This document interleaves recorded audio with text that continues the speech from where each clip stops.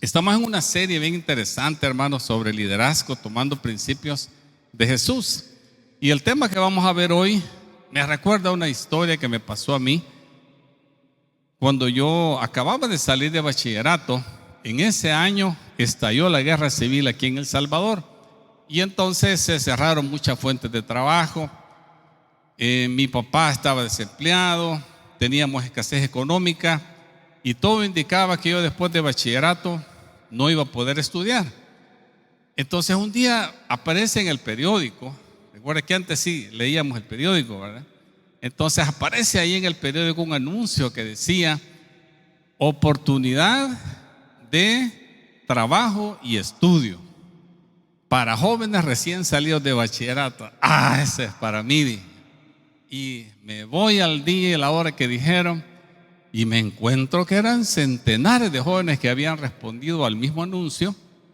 Entramos a ese salón y nos empiezan a explicar que el trabajo consistía en reclutar gente para una nueva cosa que surgía ese año que se llamaba meditación trascendental. Y el estudio era que teníamos que estudiar todas las enseñanzas de un gurú famoso que había salido de la India, que estaba en ese momento. Entonces, y todos imaginándonos que era un trabajo pues normal y que nos iban a pagar el estudio de la universidad. Nos hicimos expectativas equivocadas y, como ustedes pueden saber, imaginarse, nos fuimos muy desanimados, ¿verdad? De que no era las expectativas que nosotros nos habíamos hecho. ¿Alguna vez te ha pasado algo así a ti?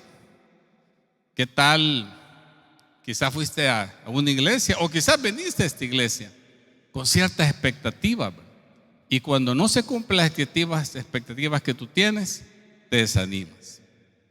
¿A quién le habrá pasado quizás en una relación que se miraba un muchacho, una muchacha, qué buen partido, pero resulta que no eran las expectativas que tú tenías y te dañó tu corazón y te sientes muy desilusionado? Pues mire, este tema de las expectativas es bien importante poderlo abordar cuando uno comienza algo. Y hoy vamos a ver el tema de cómo Jesús manejó las expectativas de sus seguidores para presentarles las expectativas del reino de Dios. Todo comienza, y yo quiero llevarlo, ¿verdad?, a ese momento en que Jesucristo convoca a sus discípulos. Dice la Escritura que muchas personas llegaron, no solo los discípulos de Jesús, sino la gente también que le gustaba oírlo enseñar o que querían recibir sanidad. Entonces, en medio de todo ese ambiente, dice que el Señor se retira a orar toda una noche y le pregunta al Señor: ¿quiénes serán las 12 personas que yo debo escoger para que estén conmigo? Y a esas personas el Señor le llamó apóstoles. Entonces, después de haber orado toda la noche, lo cual es una buena práctica, ¿verdad? Usted va a tomar una decisión.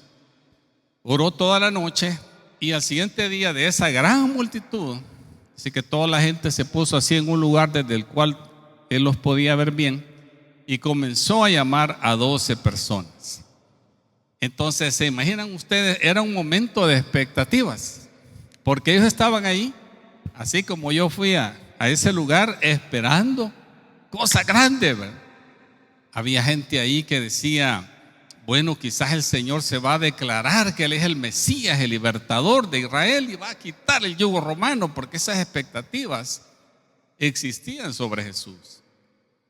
Habían otras personas que, cuando de repente se dan cuenta que Él va a escoger a personas que estén más cerca con Él, dice: hey, ¿y yo? Yo soy un buen candidato. Soy de Jerusalén, he estudiado, los rabinos siempre piden que sean gente bien inteligente y que memorice y todo eso. Yo soy un buen candidato, decían algunos. Otros decían: bueno, quizás Pedro, ¿verdad?, como es de los que han estado más cerca del Señor, está bueno que lo escojan a él. Aquel Juan, ¿verdad?, que dicen que también es el discípulo amado, está bien que lo escojan, pero por ahí hay un Mateo que era cobrador de impuestos. Ese sí que no, porque si ese ha sido un traidor del pueblo judío, trabaja para los romanos, el imperio opresor, no, ¿cómo puede ser, verdad? Y así habían muchas expectativas contradictorias de lo que Jesús iba a hacer. Entonces, había muchas expectativas, había gente que pensaba que los iban a escoger a ellos. Y bueno, tengamos eso en mente, porque Jesucristo los proclama a los 12 y después de haberlos escogido y decir estas son las personas, comienza y da este discurso. Este discurso es después de haber escogido a sus discípulos. Y se encuentra, el evangelista Lucas lo registra en el capítulo 6 y dice así: entonces Jesús se volvió hacia sus discípulos y les dijo: Dios los bendice a ustedes, que son pobres, porque el reino de Dios les pertenece. Dios los bendice a ustedes, que ahora tienen hambre, porque serán saciados. Dios los bendice a ustedes, que ahora lloran, porque a su debido tiempo reirá. ¿Qué bendiciones les esperan cuando la gente los odie, los excluya, cuando se burlen de ustedes y los maldigan, como si fueran gente maligna, porque siguen al Hijo del Hombre? ¿Qué les parece este discurso? ¿Cómo es que ser pobre, tener hambre, estar triste, ser odiado, ser rechazado, calumniado, maldecido, puede ser una bendición? ¿Cómo es posible? ¿Cómo creen que se habrán sentido los discípulos después de que los escogieron y ellos escuchan este discurso de Jesús? Es como que si en el momento en que ellos los instalan como ministros, ¿verdad?, de la palabra, lo que ellos escuchan es que les va a ir mal en la vida, así entre comillas, ¿verdad?, desde la perspectiva humana. Me hace recordar cuando Raquelita y yo nos ordenamos para ser pastores al ministerio. Eso pasó hace 15 años. Podíamos haberlo hecho antes, pero no lo habíamos considerado como necesario. Pero hace 15 años comenzamos, Dios nos llevó a trabajar con pastores aquí en El Salvador y decidimos buscar una plataforma interdenominacional que nos permitiera tener esa cobertura espiritual para trabajar, lo cual así hemos hecho desde entonces. Así es que la Red de Hechos 2 de Estados Unidos, el fundador, el doctor Jim Wall, fuimos nosotros allá con toda nuestra familia a Chesapeake, Virginia, y un día nos instalaron como ministros ordenados. Qué día más bendecido, ¿verdad? ¿Se imaginan ustedes si el fundador, el doctor Jim Wall, hubiera dicho: Carlos y Raquel, los vamos a bendecir, de aquí en adelante van a ser pobres, la gente los va a maldecir, los van a rechazar? ¿Qué les parece ese discurso, hermano? El día en que los instalan como pastores, ¿verdad? La verdad que no, la verdad que escuchamos palabras de ánimo, pero el resumen de este discurso de Jesucristo para sus discípulos, para sus seguidores, es eso realmente: que va a haber pobreza, que va a haber hambre, van a llorar de dolor y la gente los va a aborrecer por la causa de Cristo. Y como si eso fuera poco, hermano, miren lo que sigue. Dice Jesús: cuando les suceda eso, pónganse alegres, sí, salten de alegría, porque les espera una gran recompensa en el cielo. Y recuerden que los antepasados de ellos trataron a los antiguos profetas de la misma manera. ¿Qué aflicción les espera a ustedes, los que son ricos? Porque su única felicidad es aquí y ahora. ¿Qué aflicción les espera a ustedes, los que ahora están gordos y prósperos? Dios guarde, hermano, qué bárbaro. Porque tienen un horrible tiempo de hambre por delante. ¿Qué aflicción les espera a ustedes, los que ahora se ríen? Porque su risa se convertirá en luto y dolor, como dicen nuestros antepasados: después de un gustazo, un trancazo. Eso es lo que Jesús les está diciendo. ¿Qué aflicción les espera a ustedes, los que son elogiados por las multitudes que hablan bien de ustedes? Porque sus antepasados también elogiaron a falsos profetas. Miren, a mí me parece que este discurso era para orientar a los discípulos, ¿no creen, hermano? Qué cosa, ¿verdad? ¿Qué está haciendo Jesús aquí? Realmente, hermano, lo que Jesucristo está haciendo aquí es diciendo claramente cómo es la vida en el reino de Dios. Es decir, como líder, como buen líder, Él está estableciendo expectativas honestas por adelantado. Y aquí hay mucho que aprender, hermano. Hoy en día el evangelio que se predica tiene un problema, y es que todo el evangelio consiste en que reciba a Cristo y se viera al cielo. Y ya, ¿verdad? Y no les hablamos lo que Jesucristo está diciendo aquí, que ser cristiano significa rechazo. A veces vamos a sufrir, a veces vamos a pasar pobreza. Eso es lo que Jesucristo les está diciendo. Sin embargo, hermano, para aclarar este asunto más, el otro evangelista, recuerden que son 4 personas que escriben la biografía de Jesús. Es Mateo, Marcos, Lucas y Juan. Acabamos de leer uno de los evangelistas, y hay otro que se llama Mateo, que también recoge esta escena, y él la pone así: el discurso de Jesús. Dios bendice a los que son pobres, ¿en qué? En espíritu. Ya nos da una idea. No solamente está hablando de una pobreza de escasez material, sino que dice de gente que se da cuenta que tienen necesidad de Dios. Eso es ser pobre espiritual. Ahí sí me apunto. ¿Cuántos se apuntan, hermano?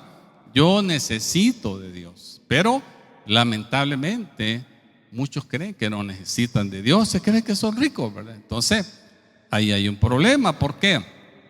Porque entonces el reino del cielo no les pertenece. ¿A quién le pertenece? A los que reconocemos que tenemos la necesidad de Dios. Para ellos, para nosotros, es el reino del cielo. Dios bendice a los que tienen hambre y sed de justicia, porque serán saciados. Entonces nos hace pensar entonces que no solamente de cosas materiales que Jesús está hablando, como que la dinámica incluye más cosas. Pero si algo es claro, hermanos, en esto y en la vida ustedes lo pueden ver, yo pues ya estoy en mi 6ª década de vida, hermano, y le diré que he pasado todo lo que dice ahí. Momentos bien felices, viajando, ¿verdad? Comiendo y todo, y de repente no hay escasez, pues no se pueden hacer ciertas cosas. Una vez siento que yo pasé por un tiempo de que me calumniaron y lo que yo quise hacer no se logró, pero yo no lo sabía, ¿verdad? Que había alguien por ahí diciendo algo que yo no era, y entonces mi propósito que yo quería hacer no se podía hacer. Y yo decía, ¿qué pasará? ¿Y qué pasa? Aquí algo pasa. Hasta años después yo descubrí que había una persona ahí que estaba calumniándome. Entonces pasa, hermano, todo esto pasa, cosas que les va a pasar a los hijos de Dios. Pero aquí está el punto, y quizás esto nos puede cambiar la vida, de que sí es cierto que van a haber tiempos de pobreza. Esta es la expectativa número 1 que Jesús les dice. Es cierto que van a haber tiempos de pobreza, pero también espera tiempos de ricas bendiciones. ¿Cuántos se apuntan para las bendiciones, hermano? Ven, abundancia, ¿verdad?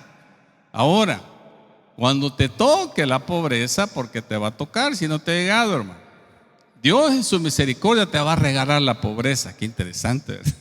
Te va a regalar tiempos de necesidad. ¿Por qué? Porque ahí es cuando tú tienes que mantenerte dependiendo de Dios. Amén. Eso es el propósito de estas situaciones difíciles.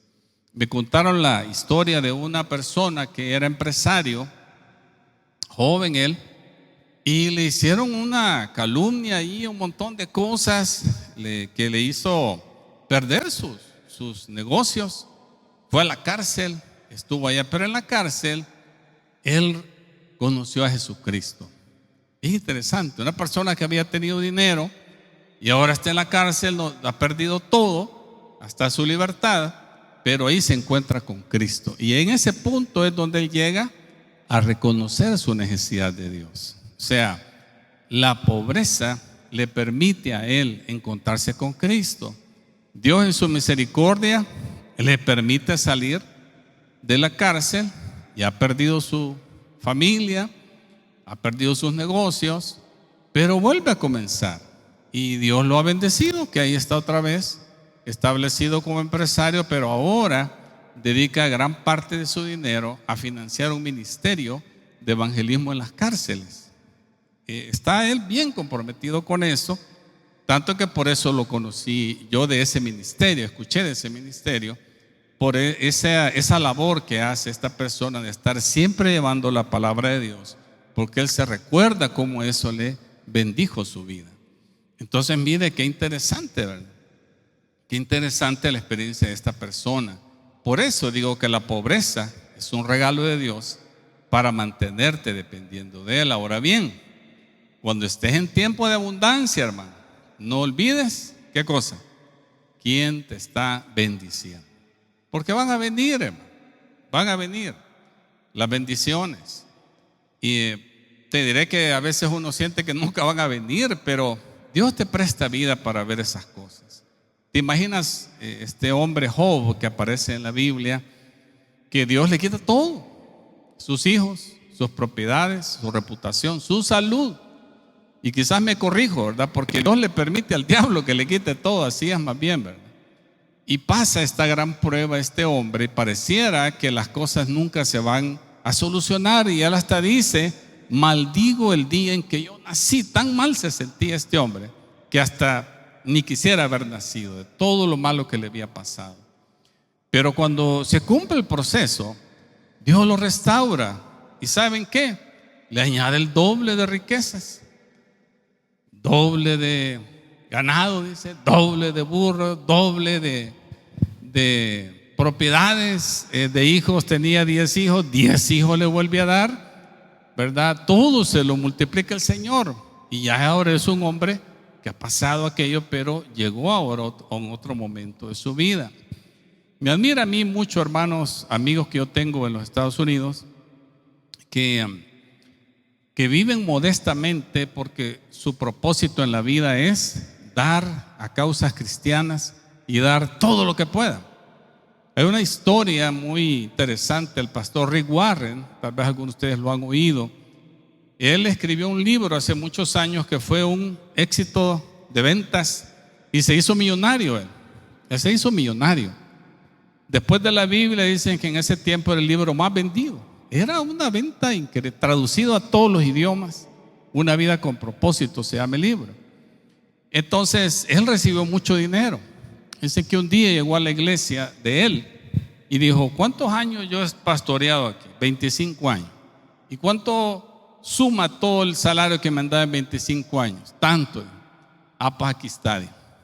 Y lo volvió a pagar todo a su iglesia para tener fondos.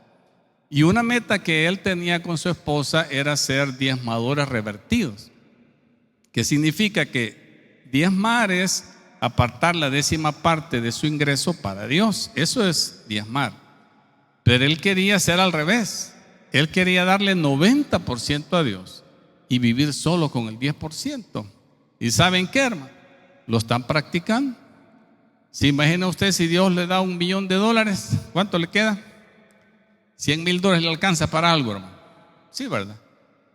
Pero mire, este hermano, mientras más da, más le da el Señor, y ha encontrado esa bendición de dar, porque tiene claro que cuando Dios da, hermano, Él está bendiciendo para un propósito.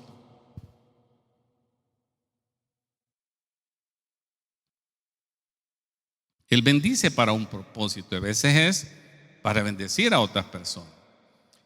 La segunda expectativa que Jesús nos da claramente es que vamos a experimentar tiempos de hambre. Y espera tiempos en los que comerás como un rey. El hambre es un regalo de Dios también para hacerte recordar tu fuente de provisión. Difícilmente, hermanos, nosotros experimentamos hambre a menos por razones de salud. El sobrepeso significa que usted pesa más de lo que debería pesar. Yo les aseguro que el 90 y tanto % por aquí tenemos sobrepeso. O sea que comemos más de la cuenta, ¿sí o no? Todo, o sea, aunque estemos en una situación económica difícil, todos comemos bastante. Entonces quizás experimentar hambre no nos va a llegar tan así. Pero me hace recordar el pasaje cuando Dios pone a los israelitas, después de sacarlos de la esclavitud, los manda 40 años al desierto. Y ahí les dice Moisés en Deuteronomio: ¿por qué pasaron hambre?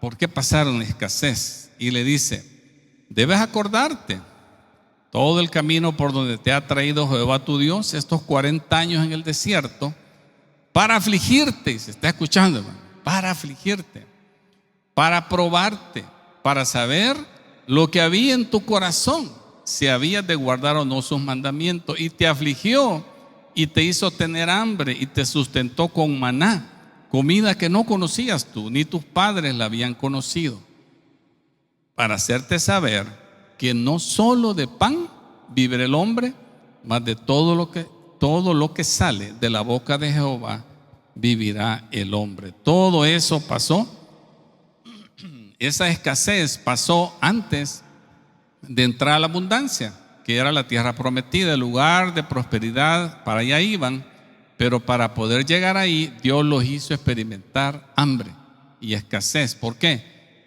Para probar tu corazón, para ver, dice, qué había en tu corazón y saber que no solo de pan vivirá el hombre. Qué bonito, ¿verdad? Que Jesucristo se presenta como el pan de vida. Amén. Él es el pan de vida y tenerlo a Él es vida. Entonces, cuando estés bien alimentado, hermano, ten mucho cuidado de no olvidar cuál es el verdadero pan de vida. La expectativa número 3 es experimentar momentos de dolor y espera tiempos de gran gozo. El dolor es un regalo de Dios que te hace apoyarte en su fuerza. Qué tremendo, hermano. El sufrimiento. Y llama la atención que hoy en día la idea es no sufrir, fíjense. Es no querer sufrir. Se habla de eso, de que si logran, hace 25 años descifraron el código genético y la meta de ellos era, y se imaginan un día, dice, cuando podamos cambiar los genes y descubrir el gen del cáncer, el gen de tal cosa y modificarlo para que la gente nunca se enferme. Qué bonito se oye, ¿verdad? Pero ¿qué hay detrás de todo eso? No sufrir, no querer sufrir. Que el niño tiene un problema y mejor hay que abortarlo. Y lo que pasa es que no queremos sufrir. Cuando nosotros estábamos esperando a nuestra tercera hija, a mi esposa se le activó esa infección de toxoplasmosis. Y en el mes avanzado que tenía, o en el mes que tenía de embarazo, la doctora nos sugirió que quizás era mejor abortar a esa niña. ¿Se imaginan qué cosa? ¿Y por qué? Porque van a nacer con defectos. Y entonces nuestra vida tan bonita que llevamos ya se nos va a arruinar, porque tenemos que andar detrás de este niño que ahora es un enfermo. No queremos sufrir. Gracias a Dios que no seguimos la advertencia, lo que nos dijo la doctora, hermano. Porque miren, Laurita es la niña más linda de mi hija, ¿verdad? Que yo conozco, ¿verdad? Ya toda una profesional realizada, el otro año se va a casar, Dios mediante, y solo satisfacciones nos da esa niña. Entonces, se imaginan, ¿qué hay detrás? No sufras. Y algo, una pastilla, todo es no sufrir, hermano. Ese es un problema que tenemos en nuestra cultura y no queremos sufrir. Y aquí dice, bienaventurados los que lloran. Quiere decir que va a haber un momento que vas a llorar, vas a pasar dificultades. Quizás tu matrimonio parece no tener esperanzas y te pones a pensar en el dolor que pasan tus hijos o que van a pasar si se divorcian y estás en gran estrés. Esa relación de tantos años que le habías dedicado tanto tiempo se terminó así de repente y estás sufriendo porque el corazón duele, hermano. El corazón duele cuando se termina una relación. Tu familiar está en la cárcel y sufres mucho por él. Tienes un hijo o una hija que no aparece y no hay esperanza de vida. Es lo más horrible que le puede pasar a alguien, no poder saber qué pasó con su hijo, con su familiar. ¿Estará vivo? ¿Estará muerto? Es una angustia horrible. Un diagnóstico de enfermedad terminal. Algunos, es una pena, ¿verdad? Que les dicen, mire, tiene leucemia, tiene 6 meses de vida y a los 3 meses se mueren, hermano. Caen en una depresión y todo. Y lo tremendo es que a veces hasta son errores de los doctores. No es cierto, se equivocaron de expediente y ya se murió el pobre solo de la aflicción. del temor a la enfermedad. Ya ha pasado, hermano, esta situación. Entonces, es cierto que no es bueno sufrir, o sea, no nos conviene, ¿verdad? Pero, hermano, en la formación del carácter cristiano, el sufrimiento es una constante. Nuestro principal maestro, el fundador del cristianismo, le pasó, traicionado, torturado, una muerte terrible. Él fue el precursor y nos anunció, y nuestras expectativas son que como cristianos también vamos a pasar esa situación. Por eso la expectativa 4, Jesús les dice: esperen ser odiados, rechazados, insultados y despreciados por el nombre de Jesús. No dice porque ustedes o porque yo ande haciendo inmoralidades o cosas así. Eso es resultado de las malas acciones, pero por el nombre de Jesús vamos a pasar problemas. La persecución es un regalo de Dios y una promesa para todos aquellos que viven como Jesús. Pero también hay que saber que van a haber momentos en que la gente va a hablar bien de ti. Esto me hace pensar en el apóstol Pedro, que él estuvo a punto de que lo mataran. Dice que lo echaron preso, a su compañero, su amigo, discípulo Jacobo, lo mataron frente a él y luego lo echaron preso y estaban listos para ejecutarlo, salvo que el Señor lo rescata milagrosamente y él escapa de la muerte. Entonces experimentó la persecución, el rechazo, pero luego, siguiendo la lectura en el libro de los Hechos, ahí por el capítulo 9, encontramos a Pedro disfrutando. Dice que lo han hospedado unas familias en la ciudad de Jope y sube, dice, al terrado, quiere decir al lugar donde le daba el sol, como a la hora del mediodía, y estaba esperando que le prepararan una suculenta comida. Miren qué interesante, y él lo estaban sirviendo. En eso el Espíritu Santo le revela que tiene que ir con unos hombres romanos a la casa de un centurión que está esperando un mensaje. Y van camino muchas horas, llegan a ese lugar, y cuando entra Pedro con sus compañeros judíos a la casa de un romano que no era judío, lo primero que hace aquel hombre rico con toda su familia es arrodillarse y adorarlo a Pedro. ¿Me están siguiendo, hermano? Miren cómo el mismo Pedro, que experimentó persecución y amenaza de muerte, ahora que está experimentando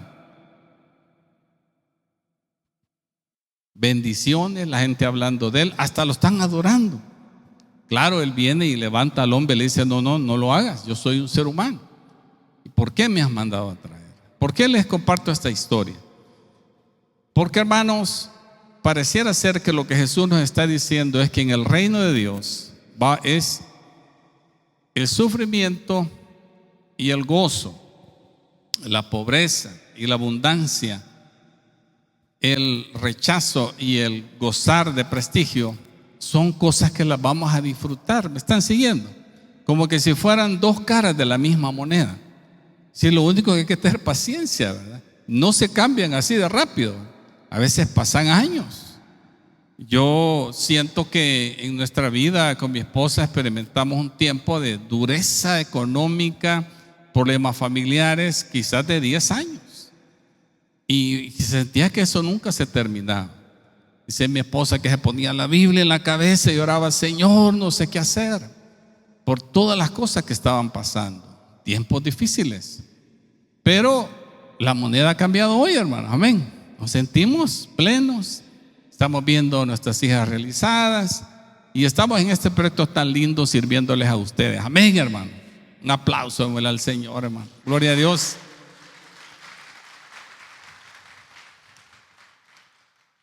Entonces, espera experimentar que se hable bien de ti, pero ten cuidado de no darte la gloria a ti mismo, porque Dios no comparte su gloria con nadie. Así es que, ¿qué aprendemos hoy?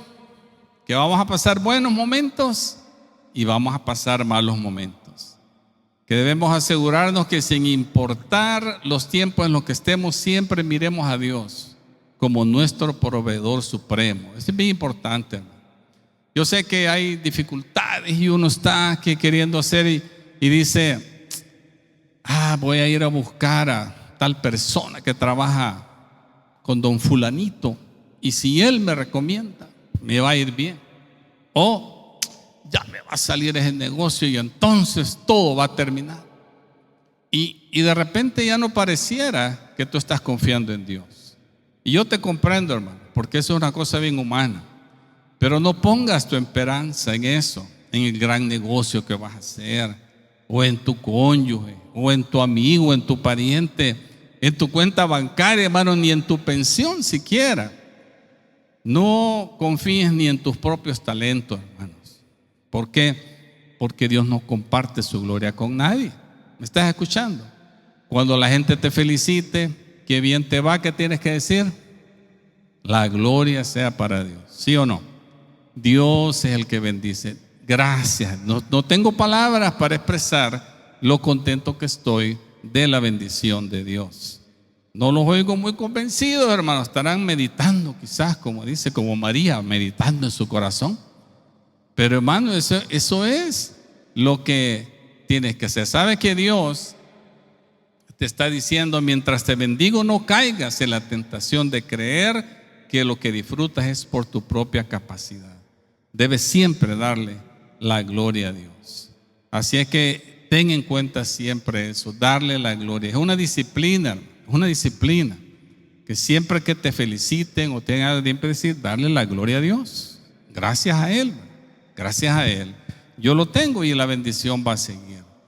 Así es que estas expectativas son las razones por las que quizás Jesús no escogió a muchas personas. Pues si tú dices, ¿y por qué no me escogen a mí? Porque mira, venía una bendición, pero también venía una persecución, venían dificultades, y no todos, escúchenme bien, tenemos la madurez para soportar esas cosas. Por eso Dios llama en su momento que tú lo puedes sobrellevar, Él te da un llamado y debes responder. Por favor, responde al llamado, hermano. No dejes que ese llamado se quede ahí, siempre debes responder al llamado, porque Dios tiene su momento de llamar y hay que responder. Los llamados de Dios, dice, son irrevocables. Así es que, ¿en qué lado de la expectativa estás tú, hermano? ¿En qué lado de la expectativa estás tú? Es como la aplicación de vida que hoy vamos a tener, hermano. ¿Estás experimentando pobreza, escasez? ¿O estás experimentando riqueza? Debes saber que te ha tocado una de las dos en este momento. Tienes gran abundancia, pero yo te aseguro que hubo un tiempo que no la tenías. O algunos que teníamos, ahora no tenemos. También puede pasar. Pero mira, no te desanimes. Si estás experimentando escasez de alimentos, tal vez no digo yo hambre. De veras yo creo que hambre así está difícil. No comer, por ejemplo, una semana sin ningún alimento, creo que está difícil. Por cierto, hermanos, si alguno de nosotros está pasando alguna necesidad de alimento, estamos preparando un ministerio, que ya lo teníamos, por cierto, pero lo vamos a reactivar, de recoger una canasta básica para toda persona en la iglesia que la necesite, sea que está desempleado, un momento difícil en la vida, o personas que ustedes conozcan, familiares, vecinos que están pasando una dificultad. Queremos, hermanos, tener ese ministerio. Le vamos a llamar la mesa de bendición. ¿Qué les parece? Ven, así se va a llamar.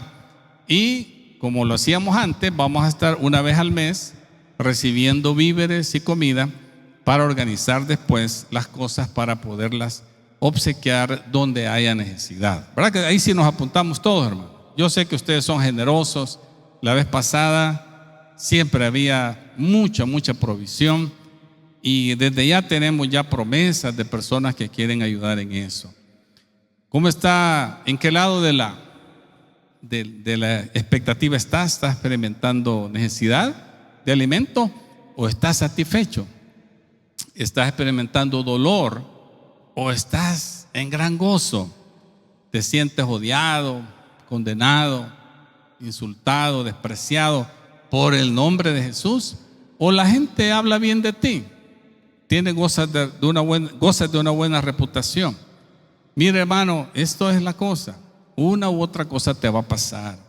Ninguno de ellos te debe alejar del Señor. Al contrario, debes estar más firme en el Señor, porque Dios te va a usar en esa situación. Así es que al final solo te quiero preguntar, ¿cuál es tu actitud para con Dios en este momento de tu vida? ¿Por qué te pregunto esto? Porque a lo mejor tú estás quejándote de por qué Dios ha permitido que pasen estas cosas. Esa no es la pregunta que tienes que hacer. Lo que tienes que hacer tú en este momento es preguntarle al Señor, ¿qué me quieres enseñar? Esa es la pregunta que te tienes que hacer. Así que inclinemos el rostro y vamos a tomar un tiempo, hermano, para contestar esa pregunta. Cierra tus ojos y contesta esta pregunta. ¿Qué me estás enseñando, Señor? Si estoy experimentando necesidad, ¿qué actitud quieres cambiar en mi vida?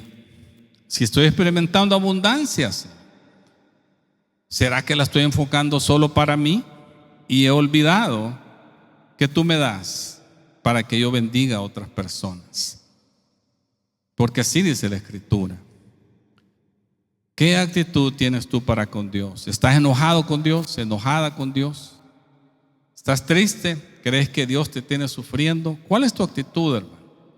Este día, si tú estás enemistado con Dios, enojado con Dios, porque te quitó a tu pariente, te sacó de ese buen trabajo, te tiene ahora casi sin ingresos, dependiendo de otros, ¿por qué no le pides perdón al Señor si has tomado una mala actitud hacia Dios?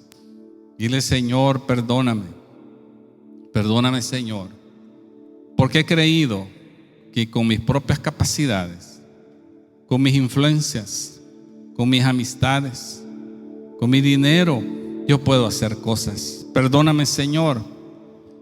Haz en mí una obra de perfeccionamiento. Ayúdame a recibir de ti, Señor, en toda humildad, para la gloria tuya, Señor. Así en este momento, hermanos, que tenemos de reflexión, me gustaría también hacer la invitación a las personas que todavía no le han entregado su vida al Señor, para que lo hagan este día. Recibir a Jesucristo en tu corazón es el primer paso que debes dar para vivir la vida de abundancia que Dios tiene para ti. Así es que si hay alguien hoy en día, hermanos, si tú tienes cerca a una persona que no ha recibido al Señor, hazle el llamado y dile, ¿quieres recibir a Jesucristo? Para que lo pueda hacer el día de hoy. Puedes repetir esta oración conmigo. Dile al Señor: Padre Santo, yo reconozco que he vivido apartado de ti, yo reconozco que te necesito. Ven a mi vida, entra a mi corazón, transfórmame. Te pido que perdones mis pecados, Señor. Quiero ser tu discípulo, en el nombre de Jesús, Señor. Amén y amén. Estoy seguro que el Señor ha hablado a tu corazón. ¿Qué tal si le abres tu vida a Jesús y le dices: Señor Jesucristo, este día yo te entrego mi corazón, te pido que entres a mi vida, que me transformes?